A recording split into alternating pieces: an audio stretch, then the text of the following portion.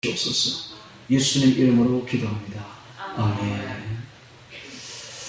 마태복음 5장 1절에서 3절까지를 통해서 심령이 가난한 자라는 제목으로 말씀을 전하겠습니다. 자, 오늘부터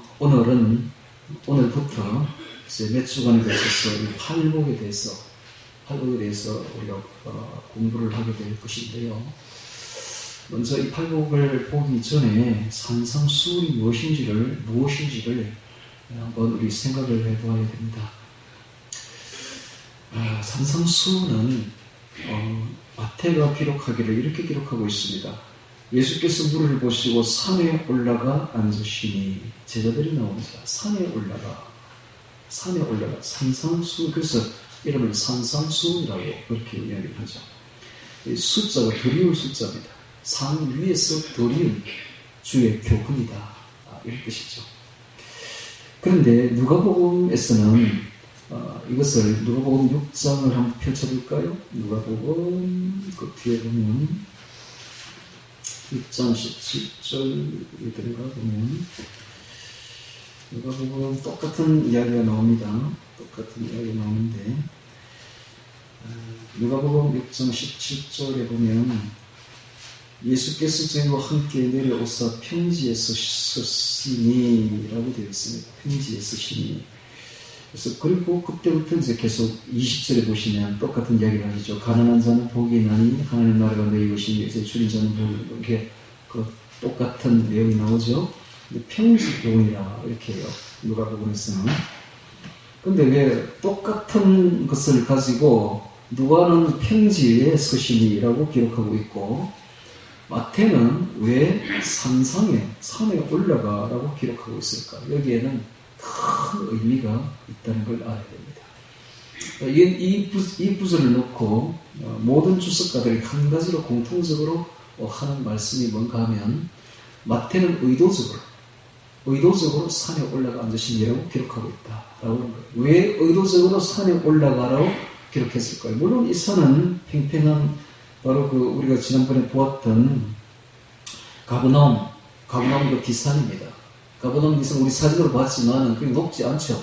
그냥 팽팽한 언덕이에요. 그러니까 누가 볼 때 이거 평지다라고 기록한 거예요. 그런데 마태는 그렇게 기록하지 않았어요. 마태는 이건 아니다, 평지가 아니고 이건 산 위다, 산상이다라고 기록해요. 왜 마태는 하필이면 산상을 언급했을까? 여기에는 큰 의미가 있다는 것입니다. 지금 마태는 무엇을 의미하고 말하고 싶은가 하면 바로 시내산을 말하고 싶은 거예요.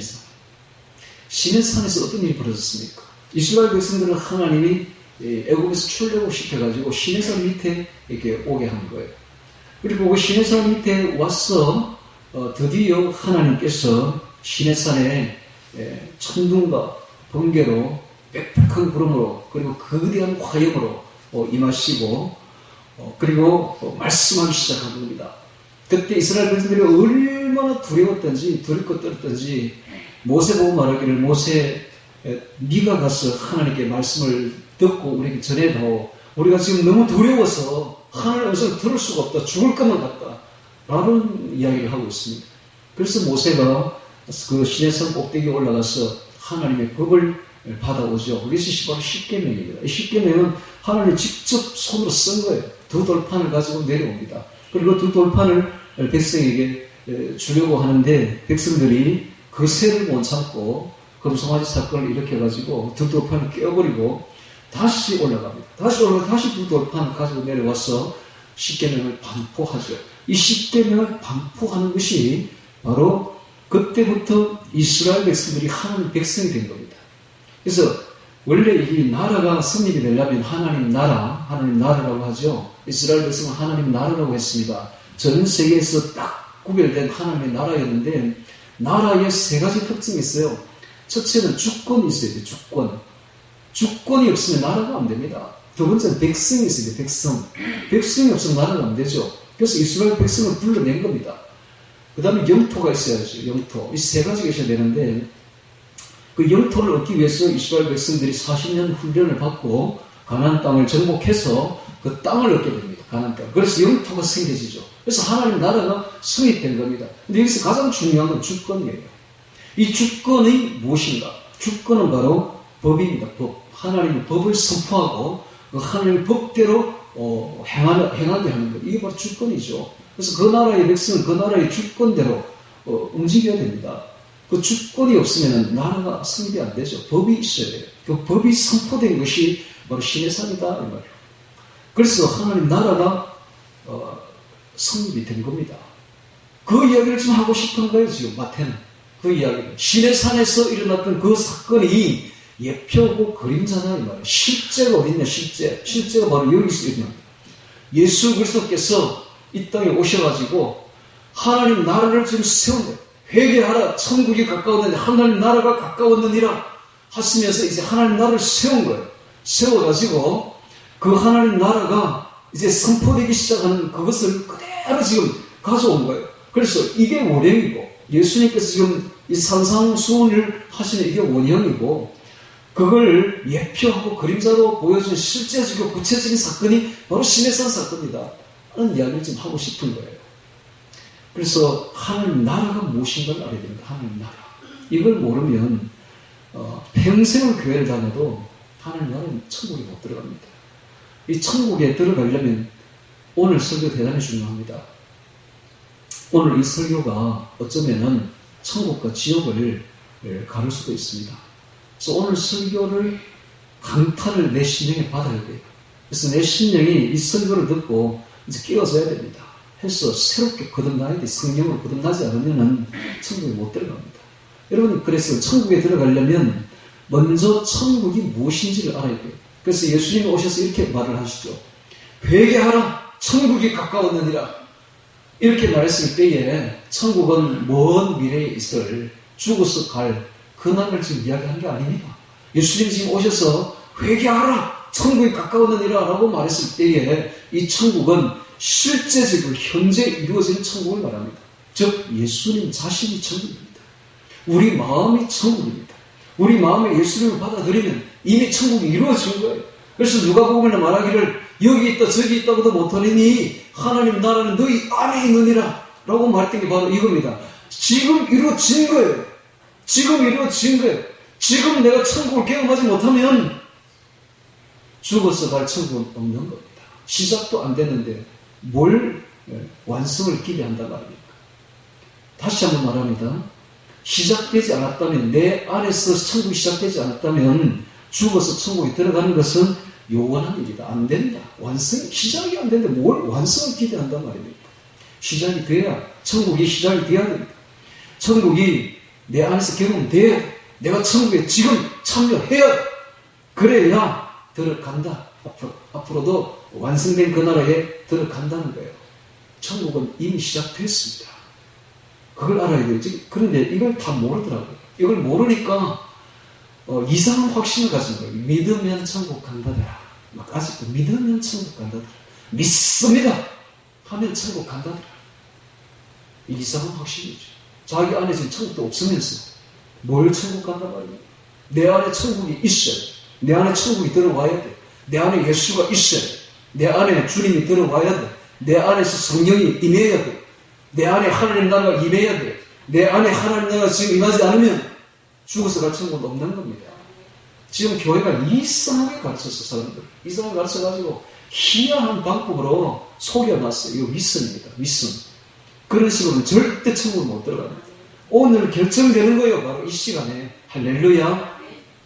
내가 성령으로, 예수님으로 내가 가득 차지 않으면은 지금 내가 하나님 나라가 내 안에 이루어지지 않는다면 천국은 기대해서는 안 됩니다. 내 안에 지금 이루어지는 거예요. 내 안에. 이게 바로 하나님 나라의 특징입니다. 그래서 천국은 이미 도래했습니다. 이미 도래했습니다. 하나님 나라는 하나님 나라 안에 내가 있다는 것을 확신을 해야 됩니다. 하나님 나라는 내 안에 있습니다. 입으로만 믿습니다 한다고 되는 게 아니에요. 사람들은 이렇게 말하죠. 속이는 사람들이. 마음으로 믿어 의에 이르고 입으로 신하여 구원에 이르느니라. 로마서에 있는 그 말씀을 인용을 해가지고, 그래서 믿음은 천국이다. 믿습니다 하면 천국 갑니다 라고 속입니다. 영접기도 하면 천국 갑니다 라고 속입니다. 영접기도 한다고 천국 갈 수 있을까요? 믿습니다 하고 입으로만 한다고 천국 갈 수 있을까요? 천만의 말씀. 내 안에 그리스도가 들어오지 않으면 천국 가지 못합니다. 내 안에 그리스도가 들어온다는 말이 무슨 말인지 이해 안 되는 사람은 요원한 사람들. 여기 평생 교회를 다녀도 내 안에 그리스도가 없는 사람은 천국에 이미 들어가지 않았어요.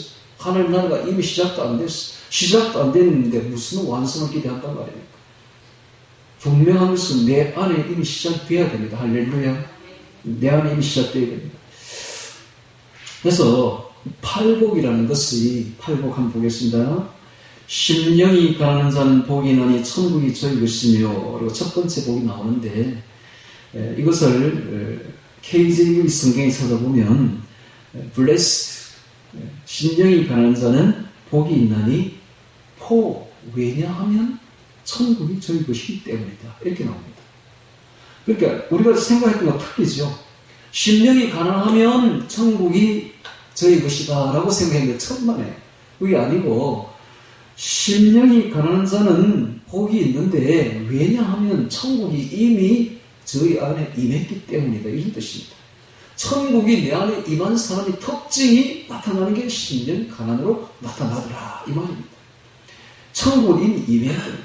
천국이 임한 사람의, 하나님 나라의 백성의 특징이 첫 번째로 나타나는 게 심령 가난으로 나타난다, 이 말이죠.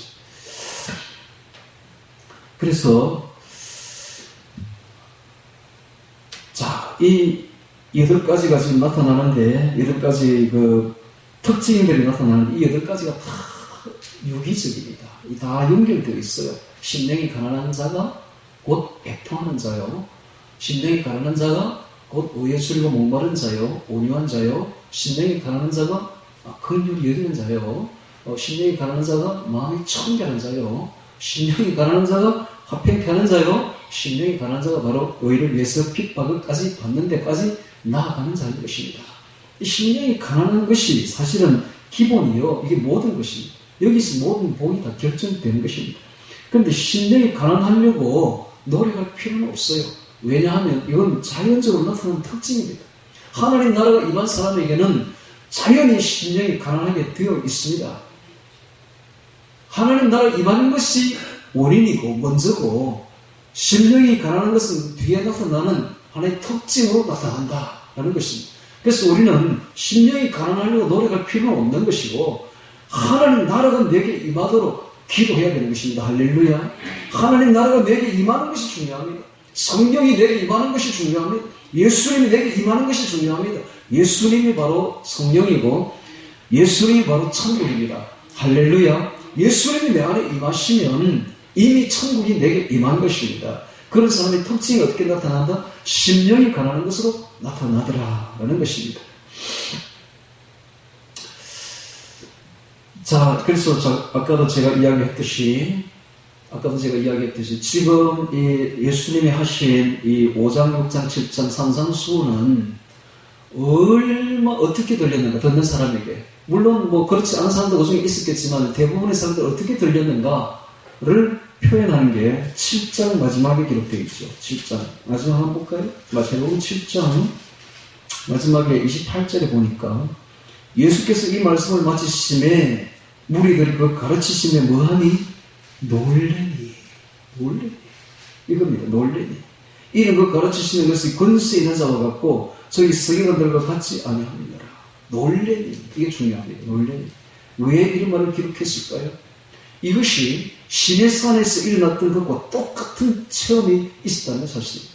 예수님께서 이 말씀을 하실 때에 시내산에서 천둥과 번개와 내성이 울려 퍼지듯이 그들의 심령 안에 천둥과 번개와 내성으로 역사하셨다는 것입니다. 실적으로 시내산에서 지진이 일어났듯이 그들의 심령 속에 큰 지진이 일어난 거예요. 이 말씀이 들릴 때에. 그래서 시내산에 일어났던 것은 구체적이고 어떤 그 상징적인 것을 지금 이 산상수훈이 일어났던 것을 시각적으로 보여준 거예요. 시각적으로 보이지 않지만 그 심령 속에 똑같은 일이 벌어진 거예요. 여러분, 어떤 사람들이 구원받을 사람인가 하면 그 마음 속에 큰 지진이 일어난 사람, 말씀을 들을 때에 그 마음속에 큰 지진이 일어난 사람이 거듭난 사람입니다. 그러니까 말하자면 이런 거예요. 맹숭맹숭 느슨하게 이렇게 말씀 듣는다고 뒷짐지고 앉아가지고 맹숭맹숭 느슨하게 듣는다고 그렇게 예배 드린다고 백날 드려보세요. 그래가 되는가? 그래가 되는 게 아니다. 그래가지고 교회만 왔다 갔다 한다고 일이 되는 게 아니다. 백날 드려봐야 그건 예수님하고 아무 상관없는 사람들. 어떤 사람이 진짜 거듭난 사람들이냐? 지진이 일어난 사람입니다. 그 마음속에 말씀을 들을 때에 큰 천둥과 번개가 친 사람들이에요. 무슨 말인지를 이해하자면 들을 기가 있는 사람 들을지어다. 천둥과 번개로 역사한 사람들, 완전히 새롭게 깨어난 사람들. 오늘날 이상한 교회들 많습니다. 예배를 드릴 때에 이 인도자가 웃기는 이야기를 해요. 자꾸 왜냐하면 자기가 웃기는 이야기를 하면 천주들이 자기를 대단하게 생각하는 것처럼 그렇게 생각하는가. 여러분 지금 이 죽느냐 사느냐의 문제인데 우스가 될 일입니까? 우스가 지금 우는 자에 나중에 화 있을지니죠. 지금 애통하는 자에 나중에 복이 있습니다. 할렐루야.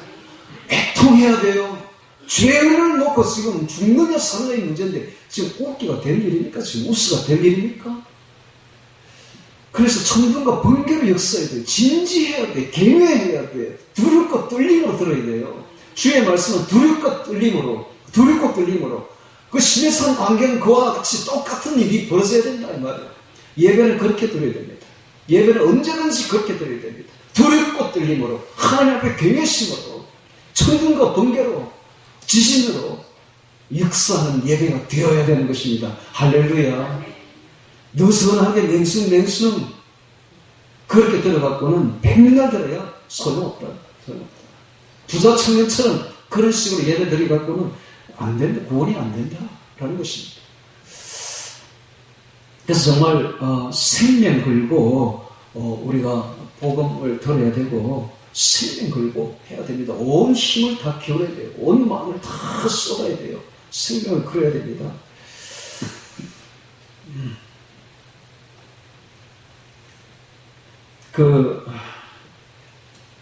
이스라엘 백성들이 전쟁을 할 때를 보면 꼭 이런 말을 하죠. 사사기, 열왕기서, 그다음에 역대하 때에 다윗 시대에 사무엘 이런 때 전쟁할 때 보면 꼭 이기기 전에 하나님께 막 기도하면 하나님 이런 말을 합니다.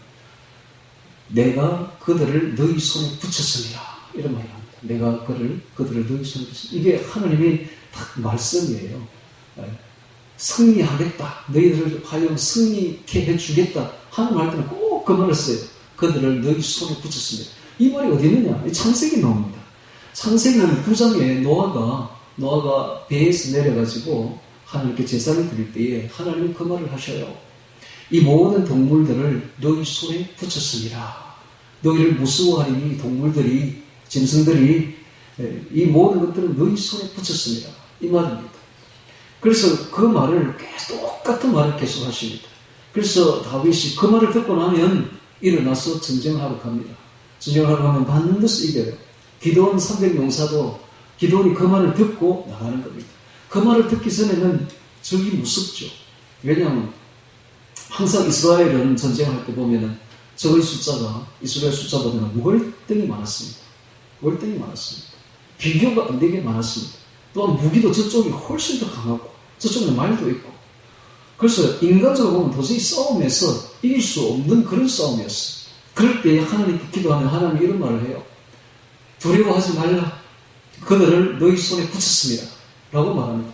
그 말을 듣자마자 마음속에 천둥과 번개가 치는 거예요. 그 말을 들은 사람은 천둥과 번개가 지진으로 역사하는 거예요. 그래서 일어나서 담대하게 나갑니다. 그때부터는 적이 무서워하는 거예요. 기드온 300용사가 담대하게 나가니까 20만이 넘는 적이 무서워하는 거예요. 300용사. 그렇게 해서 다 이기는 걸 볼 수가 있습니다. 이 사건은, 구약에 있을 때 이 전쟁 사건은 오늘날 신약의 신적 사건을 말합니다. 영적 전쟁을 말합니다. 오늘 우리가 이 예배 때에 이 말씀을 들어요. 하나님 말씀이 천둥과 번개로 역사해야 돼요. 그러면 심령에 힘을 얻습니다. 그리고 적이 두렵지 않습니다. 그때부터는 생명을 건다. 목숨을 걸게 되어 있습니다. 이 신앙은 바로 이런 겁니다. 목숨을 거는 겁니다. 할렐루야. 목숨을 거는 겁니다. 목숨을 거는 겁니다. 목숨을 걸고 이기는 겁니다. 싸워서 승리하는 것입니다. 요즘 이제 백신 문제가 나와서 백신. 백신 문제에서 대부분 다 맞습니다. 다 맞아버립니다. 벌써 오기도 전에 벌써 기어버립니다. 넘어져 버립니다. 그러나 이 백신이 정말로 아니다. 이것을 맞으면 안 된다. 이것은 간음이다, 간음. 우리 몸이 얼마나 소중한 하나님의 성령의 전입니까? 이걸 더럽혔어야 되겠습니까? 여러분, 담배도 피지 말고 술도 먹지 말라 하시는 하나님께서 지금 이 백신 들어오면 피가 다 들어와져 버리고 심지어는 DNA가 바뀌어버리는데 이걸 하나님 허용하시겠습니까? 그럼 이것을 목숨 걸고 나는 안 맞겠다 라고 하는 것은 신앙인 것입니다. 생명 걸고 신앙을 지키는 것입니다. 그와 똑같습니다. 그래서 앞으로 있을 큰 전쟁이 이제 대환란이 남아있는데 이 전쟁에서 이기는 비결도 그렇습니다. 주님의 말씀이 내 속에 천국과 번개를 역사하면 세상이 감당치 못하는 사람이 되어버리는 것입니다. 생명 걸고 해야 될 것이 바로 신앙인 것입니다. 그래서 그때의 시내산에서는 하나님께서 십계명을 주의 율법을 돌에다 새겼었죠. 돌 위에 새겼습니다. 그런데 지금 여기 산상수훈에서는 주님께서 신비에 새기는 것, 우리 마음에 새기는 법을 지금 주시는 것입니다. 고린도후서 3장 3절에 너희는 우리로 말미암아 나타난 그리스도의 편지니 이는 먹으로 쓴 것이 아니요 오직 살아계신 하나님의 영으로 한 것이며 또 돌 위에 쓴 것이 아니요 육의 신비에 한 것이다. 또 돌 위에 쓴 것이 아니요 육의 신비에 한 것이다. 똑같은 일이 벌어지고 있습니다. 그때는 돌에 새겼고 지금은 신비, 마음에 비스게 새기는 것입니다. 그래서 하나님의 말씀이 오늘 마음에 새겨져야 돼요. 마음에. 하나님의 이 음성이, 이 팔복의 말씀이 오늘 우리 마음에 새겨져야 된다. 그러면 어떤 일이 벌어지는가? 시편 1편의 일이 벌어집니다. 시편 1편. 복 있는 자는 시편 1편 한번 보겠습니다. 자, 복 있는 자는 잘 아는 말씀이지만은 시편 1편의 말씀이 지금 벌어진다. 복 있는 사람은 악인의 꾀를 쫓지 아니하며 주인의 길에 쓰지 아니하며 오만한 자의 자리에 앉지 아니하고 오직 여호와의 율법을 즐거워하여 그 율법을 주야로 묵상하는 자로다 되어 있는데 이 복 있는 사람이 누구인가? 복 있는 사람. 복 있는 사람은 바로 복은 구약이나 신약이나 하나님께서 언제나 복이라고 하느냐 하면 하나님 나라의 사람을 복이라고 합니다. 하나님 나라가 임한 사람, 천국이 임한 사람, 즉 하나님과 동행하는 사람, 이 사람이 바로 복 있는 사람. 이게 바로 복이에요. 반대로 저주가 뭐냐? 하나님이 떠난 사람, 하나님으로부터 버림받은 사람, 이게 바로 저주인 것입니다. 우리가 하나님을 나의 구주로 받아들이고 하나님과 동행하며 하나님 나라에 들어간 사람, 하나님 나라가 임한 사람이 바로 복인 것입니다. 이게 바로 성경에서 말하는 복입니다. 이런 사람은 나머지 모든 것은 저절로 들어온다. 저절로 하나님 그거는 부수적으로 다 이루어져 버린다. 핵심이 뭔가? 복의 핵심이 뭔가? 바로 하나님 나라가 내 안에 들어오는 겁니다. 하나님 나라는 천국은 예수입니다. 예수가 성령으로 내 안에 들어오는 것, 예수님이 내 안에 계시는 것, 이게 바로 복입니다. 복의 핵심입니다. 이게 바로. 우리나라에서는 오복을 수, 부, 강령, 오래 살고 부자로 살고 몸 건강하는 것, 이게 세 번째로 나오는 최고 중요한 거고, 그 다음에는 귀하게 살고, 그 다음에 자손 준다, 뭐 이렇게 하기도 하고, 또 서경 유교의 시경, 서경 뭐 이런 거 있죠. 서경에서는 이걸 갖다가 자손 준다 대신에 유호덕덕을 좋아하고 베풀기를 좋아하는 것, 고종명, 천명을 다하고 편안히 수명을 다하는 것, 이걸 이제 이어가지고 오복이라 그렇게 말을 합니다. 이건 세상 사람들이 하는 복이고, 우리 그리스도인의 복은 하나밖에 없습니다. 예수입니다. 예수가 내 안에 들어온 것, 하나님 나라가 내게 임한 것, 이게 바로 복이다. 자, 이게 복이 있는 사람은 하는 말을 알아들어야 됩니다. 이게 무슨 말인지. 복 있는 사람, 즉 하나님 나라가 내게 임한 사람은 그 특징이 악인의 꾀를 쫓지 않는다는 특징이 나옵니다. 죄인의 길을 쓰지도 않습니다. 오만한 자의 자리에 앉지 않는 특징이 나타난다. 그리고 그 다음 특징이 오직 여호와 율법을 뭐하여? 즐거워. 이게 중요합니다. 즐거워하여. 의무가 아닙니다. 여러분, 의무가 아니라 하기 싫은 것을 억지로 하는 게 아니에요. 즐거워하는 거죠. 하나님 법을 즐거워하는 거예요. 즐거워하여 그 율법을 주의하고 묵상하는 자다. 이렇게 기록하고 있지 않습니까? 다시 마태복음으로 넘어오셔서 지금 예수님이 하시는 이 말씀이 산상수훈의 말씀이 복 있는 자들에게 어떻게 들리는가? 즐거움으로 들립니다. 즐거움으로. 그래서 마음을 다해, 힘을 다해, 목숨을 다해, 뜻을 다해 주의 말씀을 행하기를 즐거워한다. 즐거워. 너무 즐겁다는 거예요. 하지 말라 해도 그렇게 한다는 거예요. 의무가 아닙니다. 의무가 아니고 무슨 뭐 크게 억지로가 아닙니다. 억지로. 즐거워요. 자발적으로 즐거워요. 이게 나의 즐거움이 되는 거예요. 이게 생명이 되는 거예요. 그래서 하지 말아 해도 5장 6장 7장을 외우게 되어 있습니다. 하나님 나라 백성은 자연히 그렇게 되게 되어 있어요. 이거 억지가 아니에요. 자연히 즐거웠어. 이게 복이 있는 사람은, 즉 하나님 나라 내게 임한 사람은 하지 말라 해도 하게 되어 있는 거예요. 하지 말라 해도. 하지 말라 해도 심령이 가난해지게 되어 있고 애통하게 되어 있으며, 하지 말라 해도 여기 나오는 5장 6장 7장에 나오는 정말 인간이 지키기 어려운 이 법을 스스로 자연히 지키게 되는 것은 이미 뭐가 임했다? 복이 임했다. 즉 예수가 임했기 때문에, 성령이 임했기 때문에 즐거움이 그거밖에 없는 거예요. 이 사람에게는 최고의 즐거움을 누리는 거예요. 그래서 하나님 나라의 백성의 특징은 의와 희락과 평강입니다. 의와 평강과 희락으로 역사하는 겁니다. 의롭고 속에는 많은 게 포함되어 있습니다. 하나님 나라가 포함되어 있고, 의롭고 속에는 거룩과 성결이, 성화가 포함되어 있습니다. 그래서 점점 어려워지는 거예요. 점점 어려워지지 않는, 즉 점점 거룩해지지 않는 사람은 위선자입니다. 신앙의 위선자들입니다.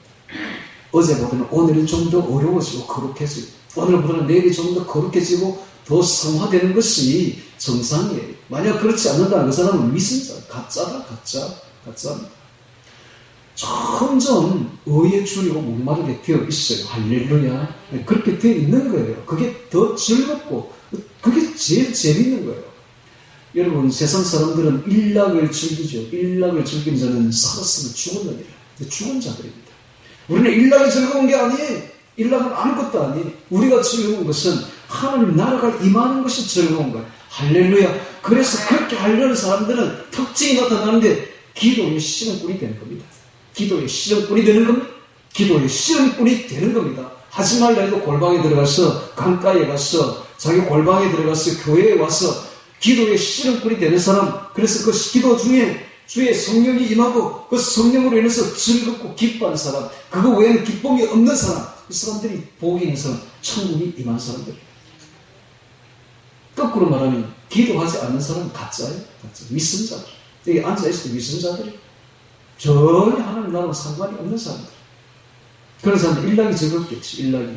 세상 일락이 즐겁겠지.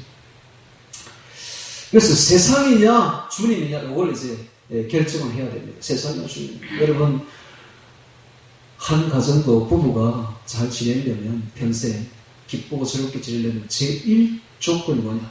제1조건이 바람 안 피워야 돼요. 그렇잖아요. 한 남자가 두 여자, 세 여자 거느리게 되면 그 가정 끝나는 거지. 사랑은 없는 거지.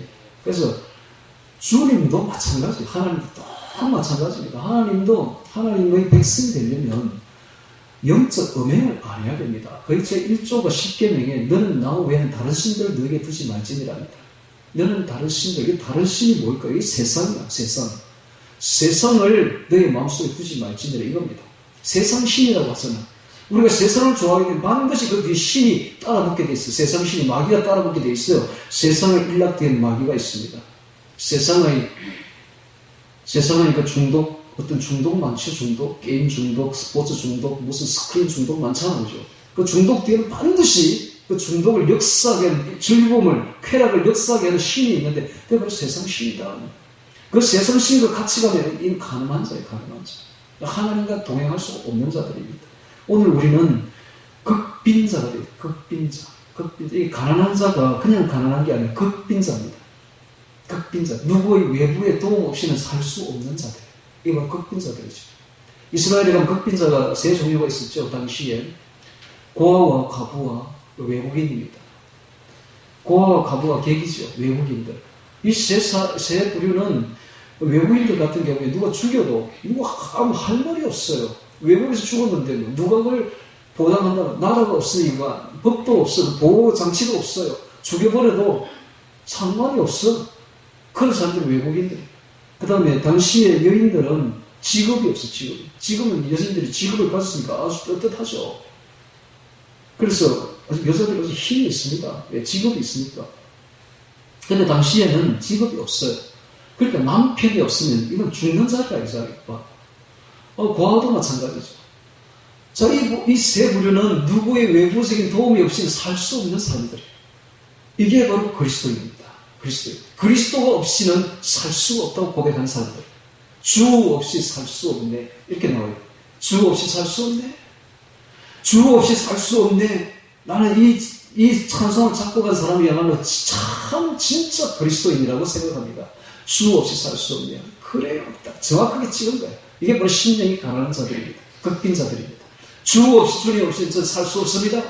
이렇게 나가는 사람이 심령이 가난한 자들인 것입니다. 심령이 가난한 자들 예를 한번 들어볼까요? 구약의, 신약에 예수님을 만난 자들 중에 수로보닉의 여인이 나옵니다. 수로보닉의 여인이 예수님께 와서 내 딸을 고쳐주옵소서. 내 딸이 흉악히 귀신 들렸나이다. 내 딸을 고쳐주소서 합니다. 그러니까 예수님이 나는 이방인에게 보냄 받지 않았다. 이방인이라고 확 욕을 해버립니다. 그러니까는 그래도 또 따라옵니다. 그러니까 자녀의 떡을 취하여 개들에게 주는 것이 마땅치 아니하니라 개라고 말해버렸다. 개. 와, 그 정도로 모멸감을 주어버려요. 그러니까 이 여자가 거기서 그냥 그만둘 줄 알았는데, 그 정도 하면 끝날 줄 알았는데, 뭐라고 말하나? 개들도 주인의 산에서 떨어지는 부스러기를 먹나이다. 부스러기로도 좋으니 주시옵소서. 따라붙는 거예요. 이게 바로 가난한 자들이에요. 가난한 자들의 특징이 뭔가 하면은 끝까지 주님 없이는 안 됩니다. 주님 없이는 나 죽습니다. 주님 없으면 나는 안 됩니다. 이렇게 많은 좌절을 경험해 본 사람만이 가난한 신앙을 가지게 됩니다. 예를 들면 그 헤루병 여인 같은 사람 12년을 고생을 했어요. 온갖 세상 방법을 다 써봤는데 전혀 도움이 안 되고 호연이 없고 가슴만 탕진해 버린 거예요. 이제 소망은 오직 주 예수님밖에 없는 거예요. 그러니까 이 헬루병 든 여인은 주의 어쩌라고이라도 만지면 내가 낫겠다는 거예요. 주의 어쩌라고이라도 만지면 주님 없이는 나 죽습니다. 바로 이거 극빈자. 주님 없이는 살 수 없는 사람. 극빈자. 심령. 이게 바로 가난한 심령입니다. 할렐루야. 가난한 심령이 바로 이런 거예요. 극빈자예요. 주님 없이는 살 수 없는 겁니다. 주님 없이는 살 수 없습니다. 또는 바디메오 같은 사람. 바디메오. 다윗의 자손 예수여 나를 불쌍히 여기소서. 그런데 제자들이 막 뭐라 합니다. 조용히 해라. 뭔 거지가 돼가지고 소리가 시끄럽느냐고. 조용히 주님 가시는데. 그리고 더 큰 소리를 외칩니다. 다윗의 자손 예수여 나를 불쌍히 여기소서.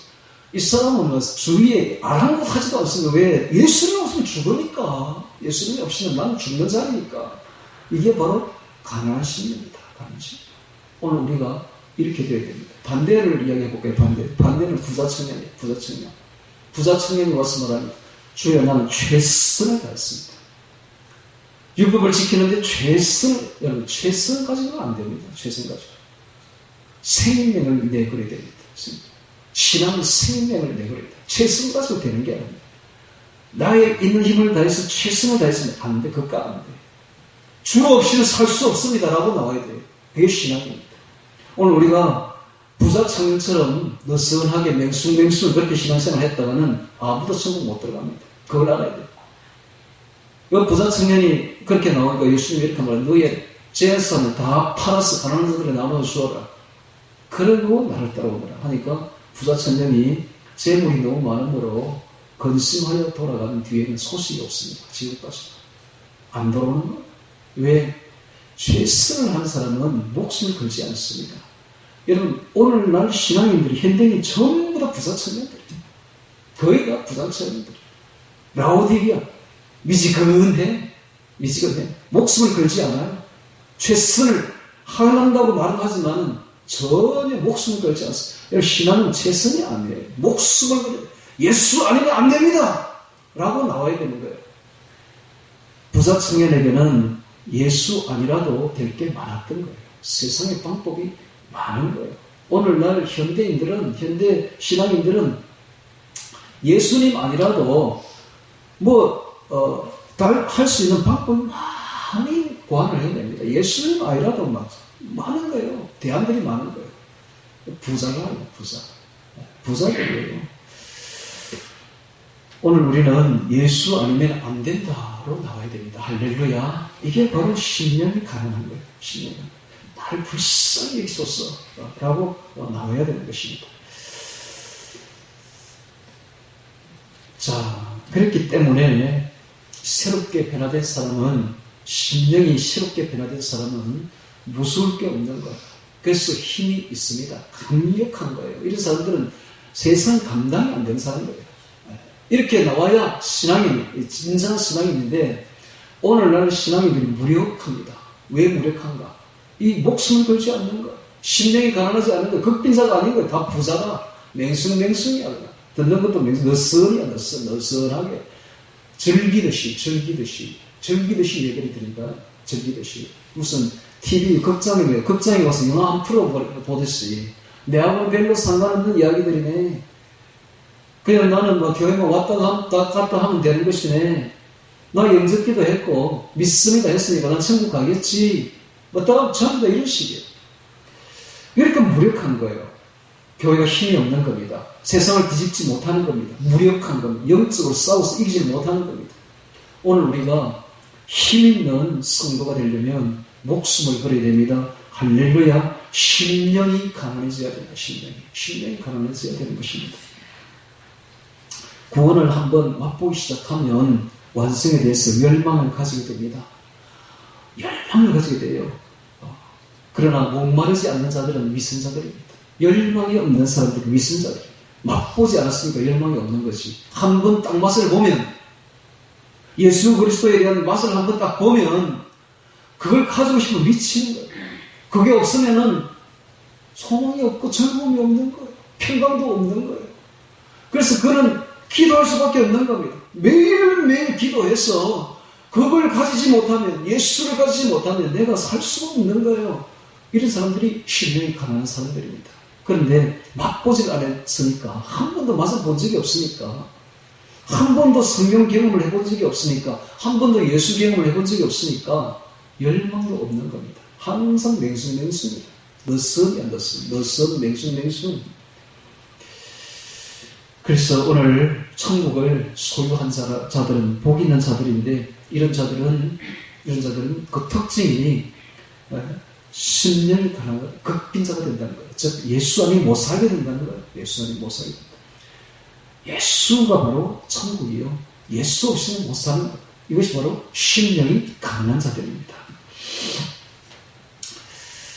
자, 이런 사람의 특징은 제가 아까도 이야기했듯이 기도하게 되어 있다라는 것입니다. 이제 경륜을 말하면, 신령이 가난한 사람은 누가 말하지 않아도 기도한다. 기도해서 뜨겁게 성령을 받고 뜨겁게 예수 그리스도를 받는 사람이 되는 것입니다. 그렇지 않으면 살 수가 없으니까. 자, 이런 사람이 바로 성령에 붙잡힌 거듭난 성도들인 것입니다. 지금 그런 사람들이 바로 복이 있는 사람들, 이미 천국이 임한 사람들, 복이 있는 자들입니다. 아까도 제가 이야기했듯이 복은 오복이 아니라, 잘 먹고 잘 사는 것이 복이 아니라, 항상 성경에서 말하는 복은 하나님이 임한 사람들입니다. 하나님과 동행하는 사람들이 복이 있는 사람들이요, 천국이, 하나님 나라가 임재해 있는 사람들이 바로 복이 있는 자들입니다. 이 복이 있는 자들은 3절에 보겠습니다. 심령이 가난한 자는 복이 있나니 천국이 저희 것이며, 이거를 정확하게 원어 그대로 풀이하면 이렇습니다. 복이 있는 자들이여, 그대는 심령이 가난한데 왜냐하면 천국이 이미 너희 마음속에 임했기 때문이다. 이런 뜻입니다. 왜냐하면 천국이 이미 내 마음속에 임했기 때문에 심령이 가난한데 이런 사람들이 복이 있는 자들이다 라고 이야기를 하는 것입니다. 즉 하나님 나라가 임한 자들이다. 그래서 하나님 나라가 임한 자들은 이런 특징이 나타나더라 라는 것입니다. 그 특징이 바로 8가지로 나타나는데 이 8가지가 다 연합되어 있고 유기적이고 한 가지로 통합되는데 그게 기본적인 것이 바로 심령 가난으로 나타나더라고요. 이 심령 가난은 주 없이는 살 수 없네입니다. 한마디로 이야기하면 주 없이 살 수 없네. 주 없이 살 수 없네. 세상 어떤 걸 줘도 만족이 없습니다. 이런 사람들에게. 세상에 아무리 돈을 많이 줘보세요. 그래서 돈을 쓰레기같이 본다. 쓰레기같이. 황금을 돌같이 보는 사람들이 바로 심령이 가난한 사람들입니다. 돈 아무리 갖다 줘도 전혀 기쁘지 않습니다. 전혀. 세상에 어떤 쾌락을 준다 해도 전혀 기쁘지 않습니다. 전혀 기쁨이 없어요. 전혀 만족이 안 돼. 세상에 아무리 좋은 곳을 여행을 해도 아무리 좋은 곳을 갖다 줘도 전혀 만족이 안 돼. 기쁨이 없어. 그의 기쁨은 오직 하나님 나라가 그에게 임하는 것입니다. 오직 예수님이 그에게 임하는 것입니다. 할렐루야. 예수만이 나의 기쁨, 예수만이 나의 즐거움이 되는 것입니다. 할렐루야. 이런 사람이 바로 심령이 가난한 사람. 그런 사람은 주 없이 살 수 없네입니다. 주 없이 살 수 없네. 오늘 설교 간단하죠. 간단하면서도 제일 중요합니다. 제일 중요하고 요것만 되면 천국은 100% 들어간다. 100%로. 이게 안 되면 천국 들어갈 생각을 하지 말아야 됩니다. 가짜요 위선자들입니다. 가짜들입니다. 위선자들. 신앙의 위선자들. 신앙의 가짜들. 심령이 가난하지 못한 사람들은 복이 없는 사람들이요. 세상 것으로 만족하고 기뻐하고 즐거워하는 사람들은 그것은 예수님이 아닌 다른 사람과 다른 것과 결혼한 하나님 볼 때는 영적 가난자들입니다. 오직 세상을 기뻐하지 아니하고 오직 예수님만 즐거워 나의 기쁨으로 나의 평강으로 나의 의로 여기고 오직 주님만을 나의 신랑으로 여기며 마음속에 다른 신을 두지 세상을 두지 않는 것 이게 바로 제1조 아닙니까? 제1번 아닙니까? 십계명 제1번 이것입니다. 바로. 그래서 심령이 가난한 것이 십계명 제1번하고 딱 그대로 연결됩니다. 주 없이는 살 수 없네. 주님만이 나의 남편, 나의 신랑입니다. 라고 고백하고 오직 그렇게 하기 위해서 매일매일 기도의 시즌꾼이 되면 기도하지 않으면 살 수가 없기 때문에 그 추운 겨울날 가서 기도한다. 자기 골방에 들어가서 기도하고 강둑에 와서 기도하고 교회 와서 기도하고 기도 없이는 살 수가 없으니까 이런 사람이 바로 심령이 가난한 자들입니다. 집에 앉아서 TV나 보고 그것으로 즐거움을 가지며 그것을 기쁨으로 여기는 사람은 그건 신앙이 아닙니다. 가짜입니다. 가짜. 오늘 우리의 즐거움은 유일한 즐거움은 오직 주님밖에 없습니다. 할렐루야. 이 말을 동의하고 이 말에 정말로 고개를 끄덕이는 사람은 참 신앙이 거듭난 사람들이고 도저히 지금 목사가 무슨 말을 하는지 알아듣지 못하겠다는 사람들은 알아야 될 것은 나는 자신을 위선자라는 걸 알아야 됩니다. 가짜. 내가 너무 심하게 이야기합니까? 아니, 내가 이렇게 이야기해야만 지진이 일어난다.